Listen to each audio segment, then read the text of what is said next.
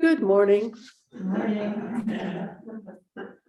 So a couple of days ago, I watched Al Sharpton's eulogy for Tyre Nichols at his funeral, which was held in Memphis where he lived. And in his talk, Al Sharpton, Reverend Sharpton, referred to a talk that Martin Luther King had given in Memphis about 24 hours before he was assassinated. And in that talk, Al Sharpton pointed out that Martin Luther King didn't want to go to the talk that he was supposed to give in Memphis because of the weather and because he wasn't feeling very well. And so instead he sent Dr. Ralph Abernathy to take his place. And after Dr. Abernathy got to the venue, there were so many people there. He called Dr. King on the phone and he said, "Martin, you need to come. There are thousands here and they didn't come to see me." And so because of that, Dr. King went to the event. He set aside his reservations and the fact that he didn't feel very well. And he went to the event and he gave a talk that has since been titled, "I've Been to the Mountaintop." And this is a very famous speech that he gave.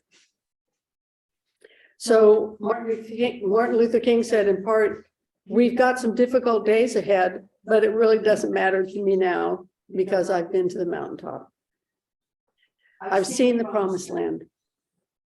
I may not get there with you, but I want you to know tonight that we as a people will get to the promised land."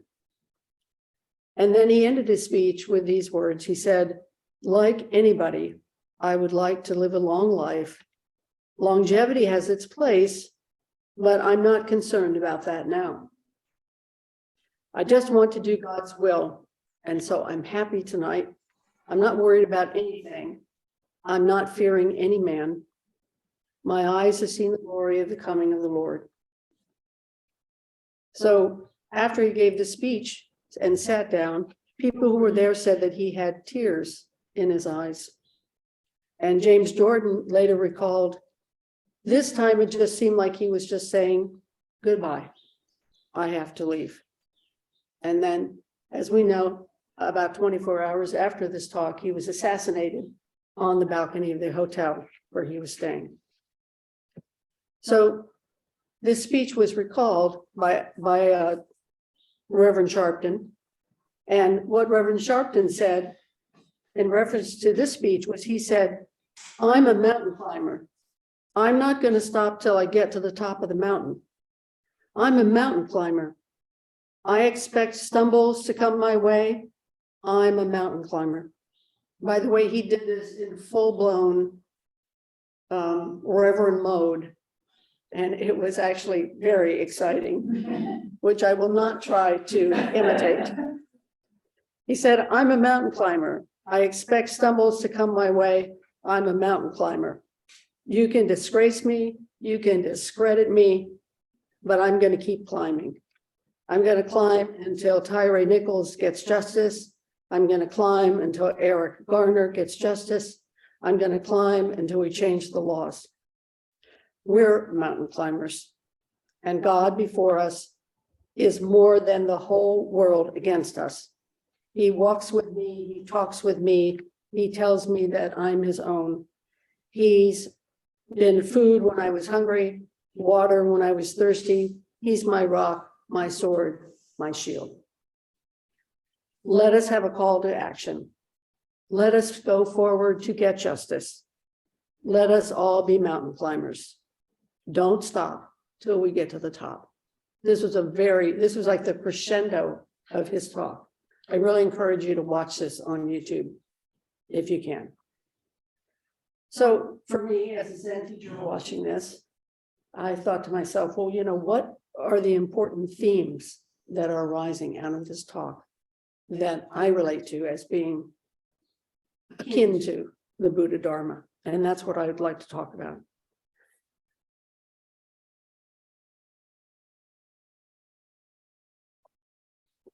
I think the most important underlying aspect of this is the reason why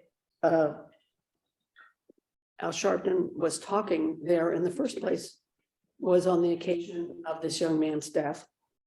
And he was killed by the police, as we all know, for seemingly no reason at all, except a kind of crazy hate that they had in their hearts. So this brings up the question for me of power and responsibility in our daily lives, within the context of our jobs and any of the relationships that we have. So the question becomes, how do we handle power and responsibility? When we are in a position of power, do we understand it as our responsibility to protect and nurture the people who are in our care? Because essentially we are all in each other's care, regardless of whether we have a horizontal relationship or a vertical relationship. So in general, what is our responsibility in relationship to nurture and care for each other? And then the second question, kind of category of questions that I had about this, has to do with Martin Luther King's speech and Al Sharpton's remarks and how it relates to the practicing of the Dharma. So what does it mean to go to the mountaintop? What does it mean to be a person climbing the mountain? How do we relate to not knowing the moment of our death? And how does this affect our effort in practice? So I was inspired to think about these things when I heard this talk and thought about it later on. And I thought to myself, initially, after hearing just the rousing part of this talk, I thought, well, what can I do? What can I do? And, I think inevitably when we have those questions, after seeing something like that, we think, oh gosh, I should, be doing Meals Without Borders. I should be going to other countries. I should be joining the army and, fighting in Ukraine or something along those lines. We kind of have these grandiose notions about what we should be about that really don't have a lot of context in our own lives. In my case, I'm 72. I'm not going to go to Ukraine and fight, in the army there. Probably I would last for about 10 minutes.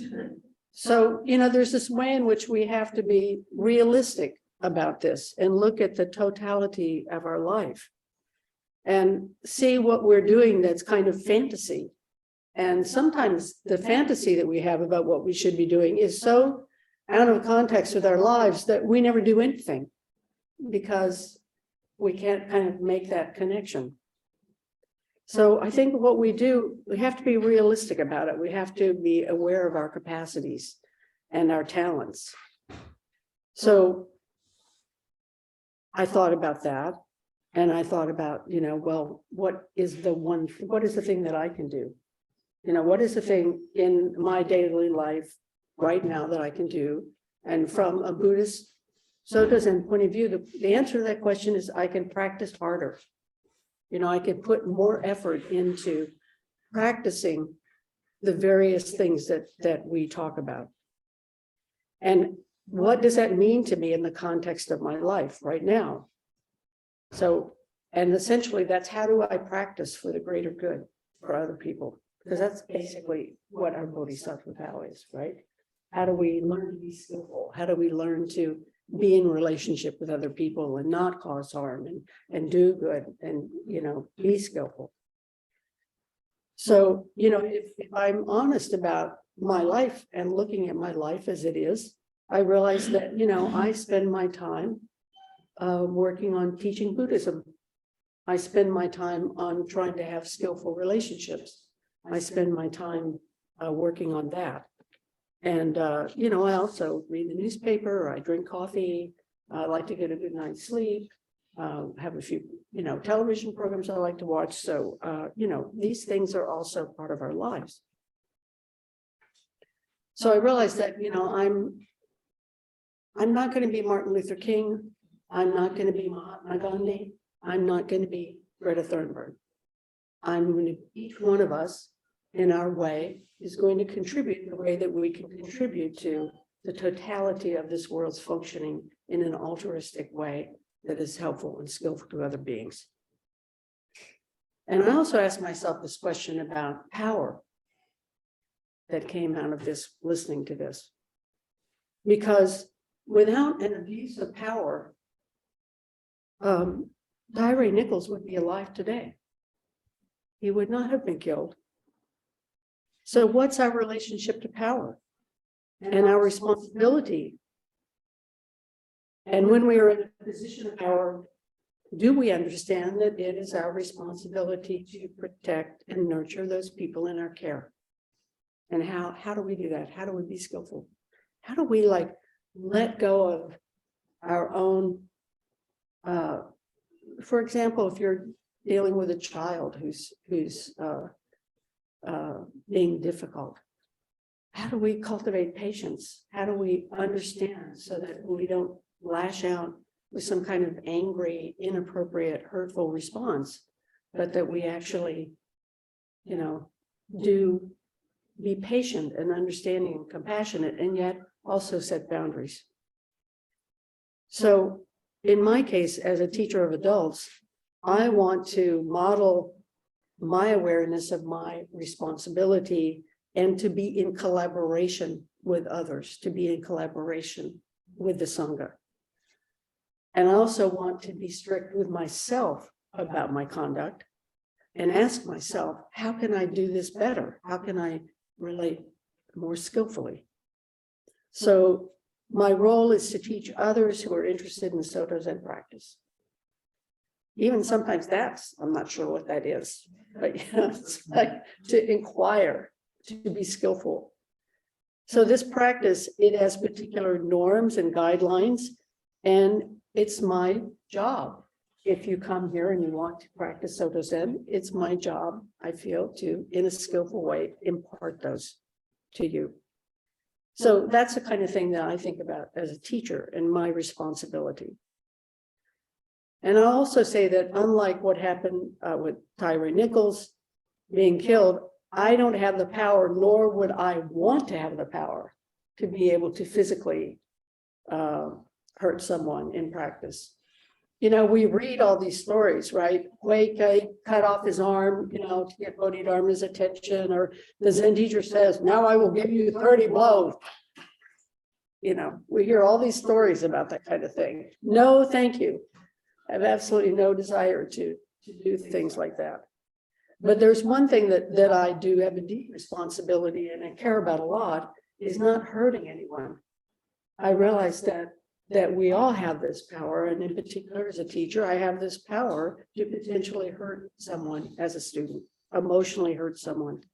I take this as a grave responsibility. And I feel like we should all take this as a grave responsibility, no matter what our relationship is. But I think that, in particular as a teacher, that is my responsibility. Maybe that's like number one, do no harm, number one. So I take refuge in the teachings. And in general, it is the practice of each of us to be responsible in all of our relationships, regardless of the power dynamics. And of course, having said this, sometimes we fail. We get caught and we can't see the totality of a situation.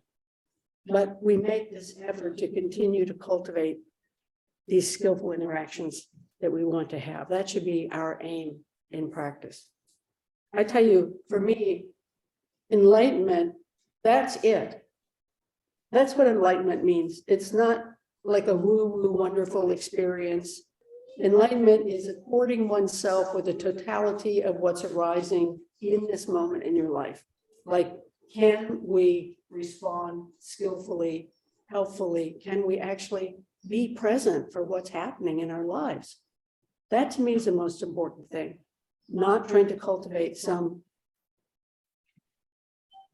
experience of oneness, if you will, except within the context of oneness being able to actually be in this mandala of relationships in a way that is really compassionate and exhibits wisdom and enables us to be skillful with each other. Okay, so so there was a second set of questions that I mentioned. And that second set is, what does it mean to go to the mountaintop? What does it mean to be a person climbing a mountain? Dogen said in eulogy, because we can't have a lecture without a quote from Dogen.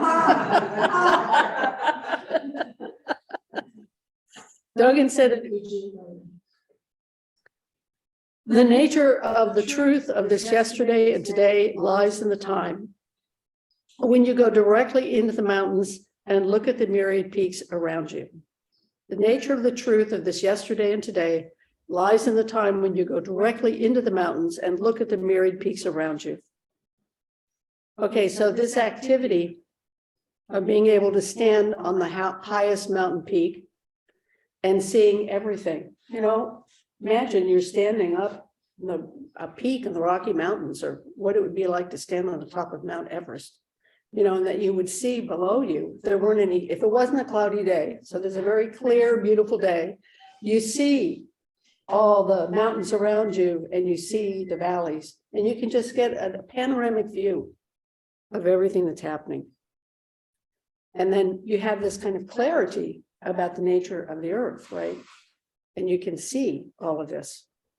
So from this universal view of practice, that's what we can do. We stand on the top of the mountain and we can see something.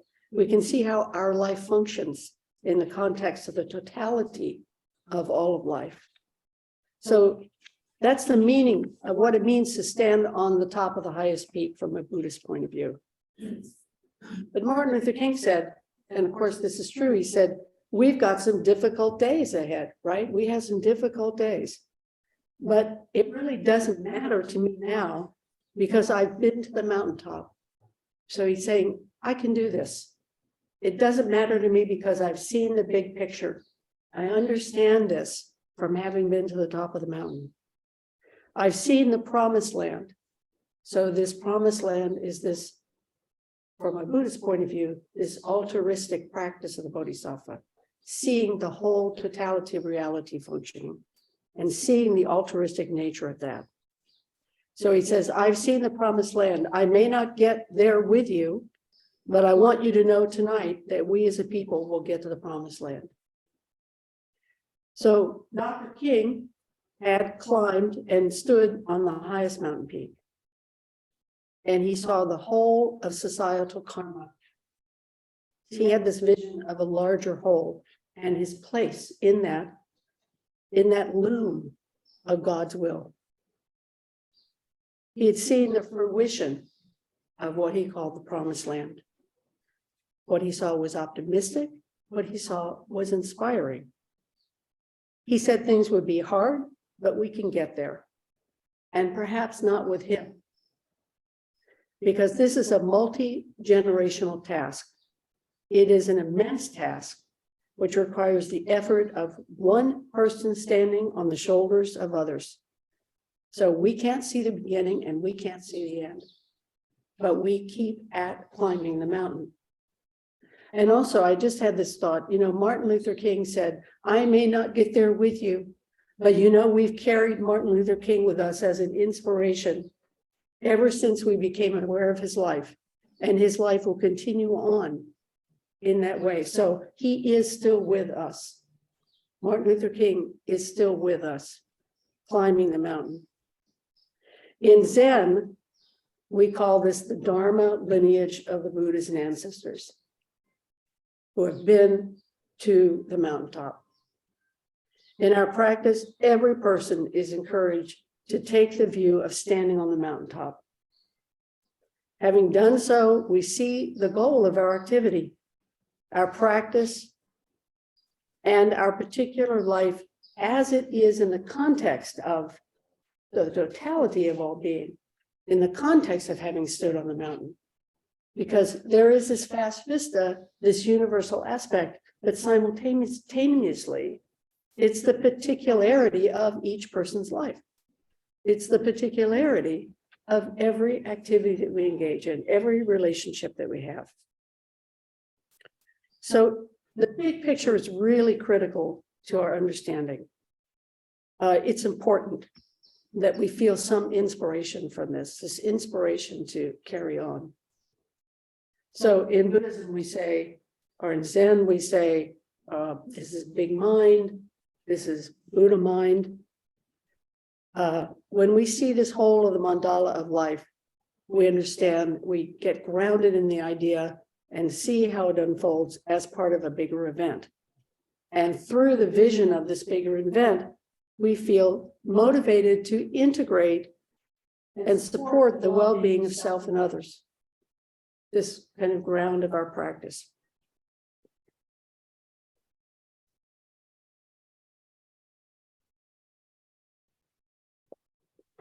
And we do that at this time, not some other time.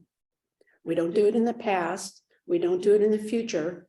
We do it right now, at this time, in our lives, where we are right now. So we can feel our desire to do better, to do good. And from a Zen perspective, we talk about Buddha nature, that we are already endowed with this. We're already this altruistic nature. So we already are motivated. This part of us that wants to do good, this part of us that wants to carry on practice. And I'm inspired by this view of life. So I'm really happy to be part of this long line of people, this lineage.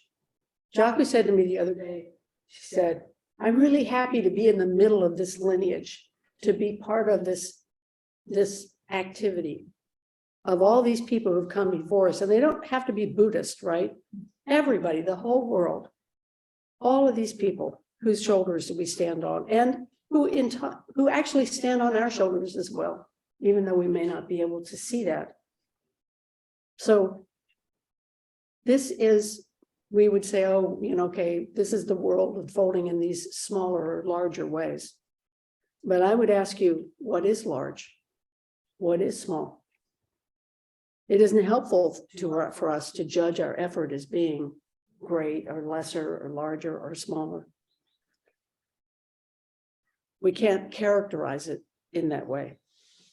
So how we practice, how we conduct our lives is based on the causal conditions of our lives. And no matter where this practice is, it's beyond the characteristics of small and large. It is just our effort, our everyday effort to engage the practice. So the Dharma teaches us that all of our actions ripple out. They all have a ripple effect. And they all make a difference to our lives and the lives of others, even if we can't see that. So I do believe, as Martin Luther King said, that each of us climbs this mountain, as Al Sharpton encouraged us to do.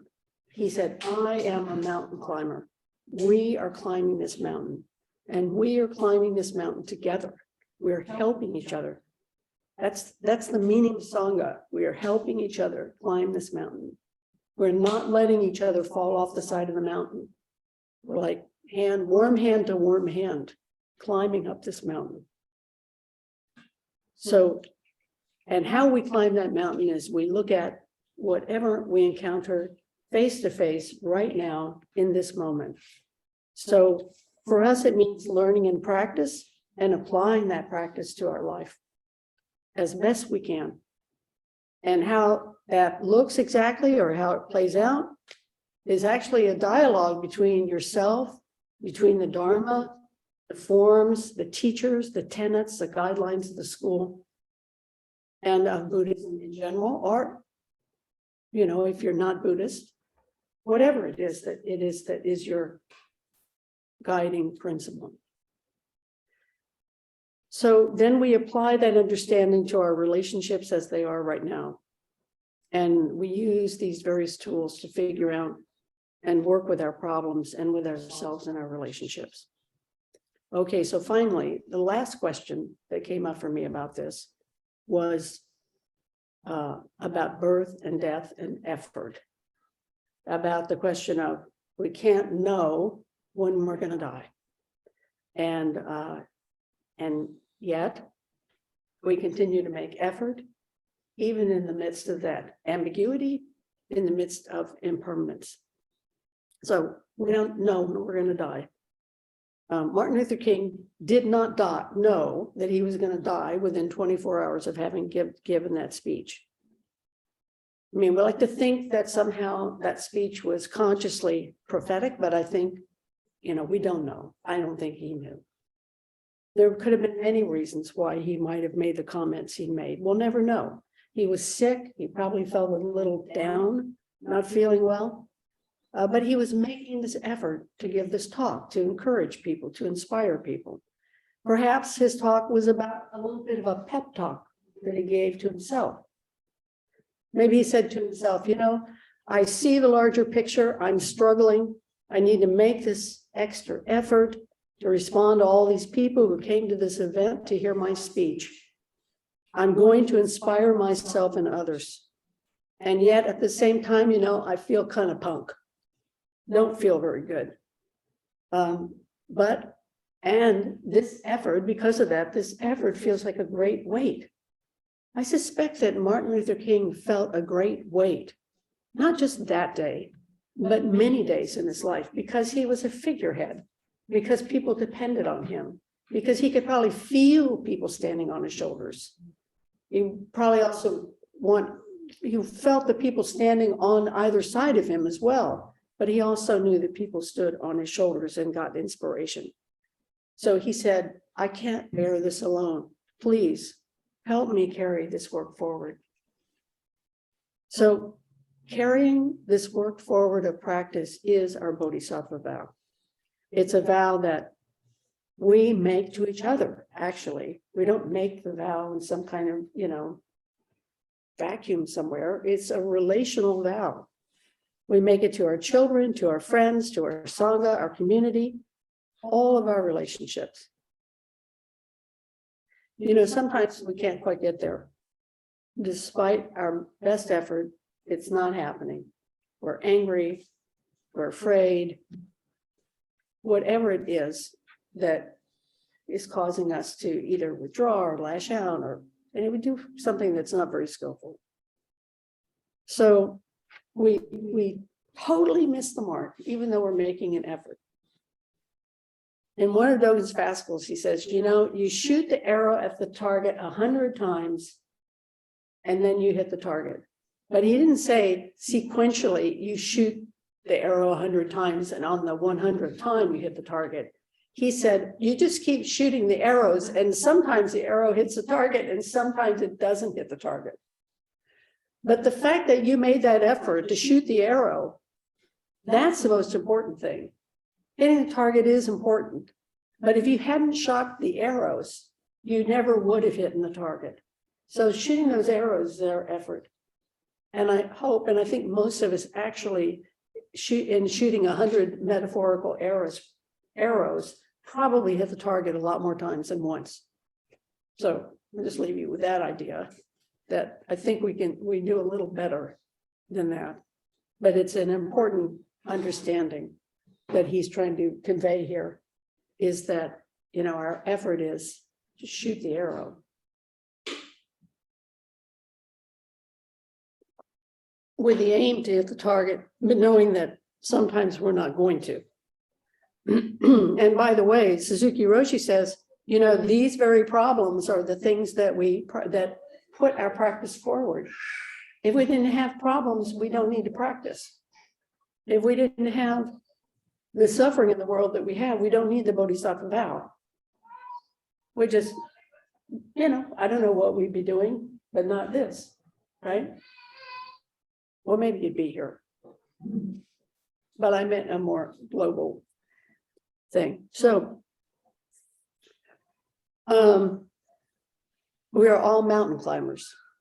And you can call that by many, many names, but essentially it is an altruistic, intrinsic motivation to all beings and human beings, from our Buddha nature to all beings Buddha nature. So when we decide to do something, we should give it our best effort and not take it for granted. Because something, we don't know when we're going to die. It could be today, or it could be years from now. The causes and conditions of our life are not clear to us. So at a Zen monastery, there's most of you are probably familiar, there's a wooden plaque and there's a mallet and you hit the plaque and that signals people to come to the Zendo.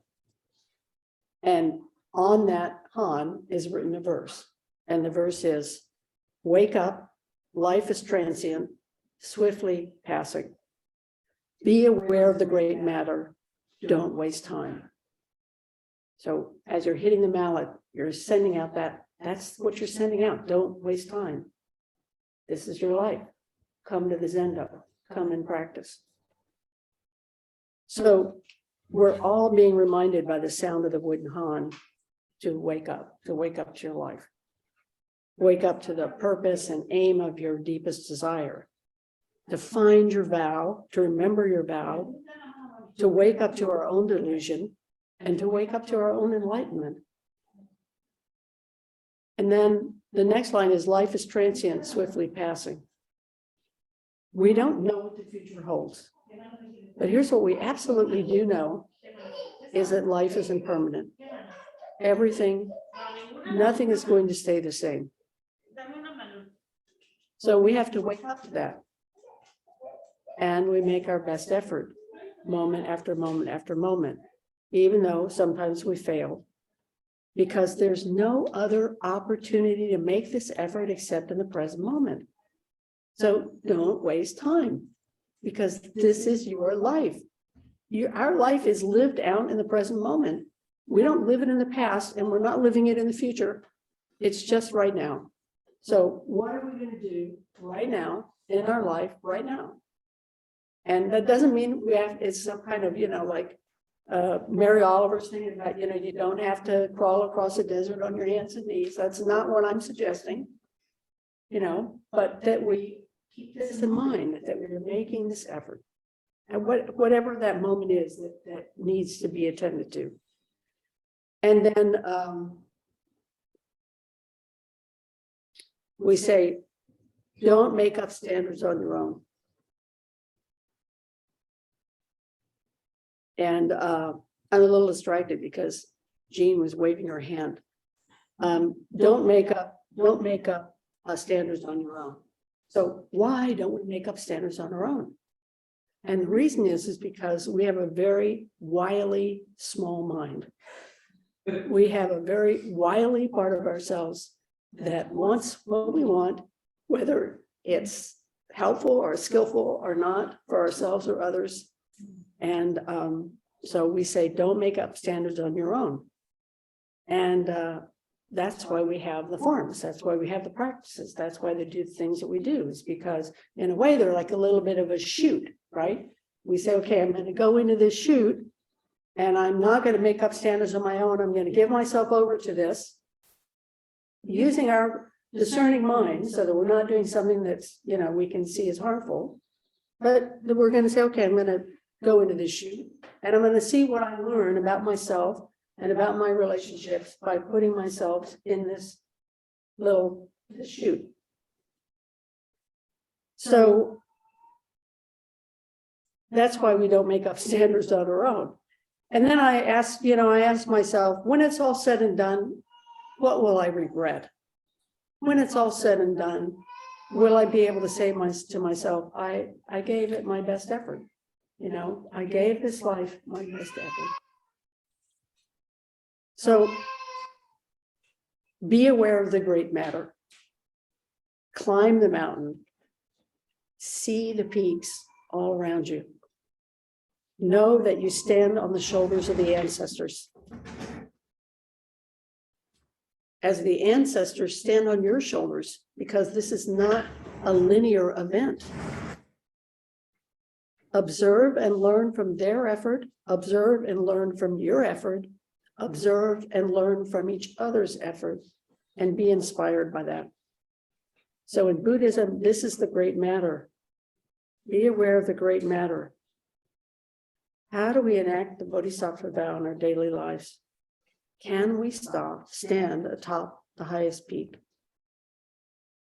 So it is important to practice, to have the experience of seeing our lives from the top of the mountain. I think that's important, to have that glimpse of that experience. So sometimes we have things we call satori experiences or kensho experiences. And I think those are in part those experiences of standing on the mountain, the top of the mountain,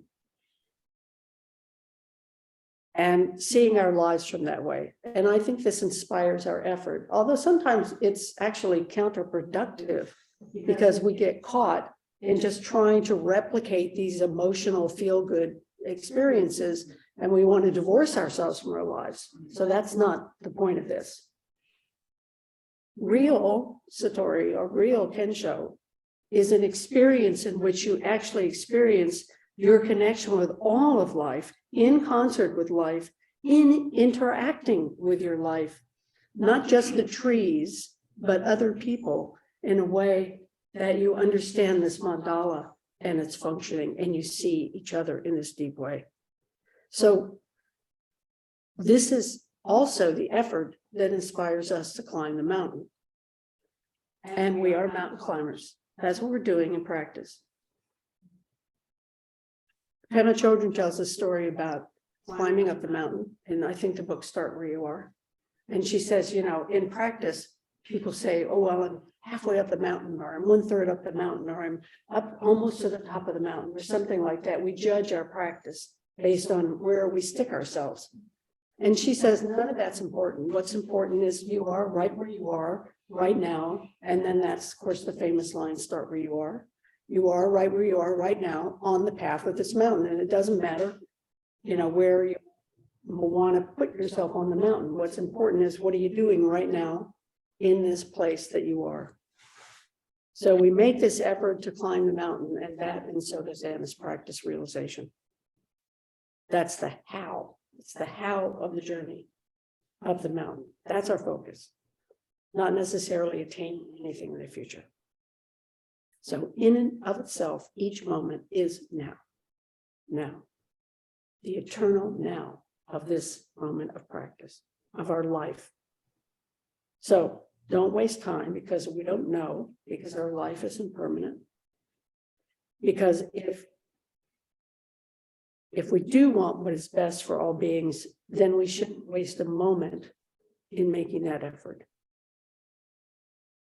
So whether we're given a chance to respond, whether it's driving your car, watching television, hanging out with your friends, all of those kind of Monday daily things that we do, shopping at the grocery store, whenever we're given this opportunity, having a difficult conversation, then don't waste time. Respond in the way that you know is going to be skillful. So not wasting time is not running around, by the way, is not running around from here to there. And we have this expression, practice as if your hair's on fire. When I first heard that, I thought it meant like, you know, oh, I've got to practice. I've got to practice. My hair's on fire. No, it means if your hair were on fire, it would have all of your attention. It doesn't mean that you're running around throwing a coat over your head. It means that your attention has been gotten in a very serious way. So we want to pay attention. Don't waste time. So fully live your lives, grounded in a wholesome way. Do what inspires you. Do the hard things that grow your life. And enjoy the simple things, the fun things that also soothe us and bring joy in our lives. And finally, I just leave you with this: become a living link in the lineage of the Buddhists. Thank you.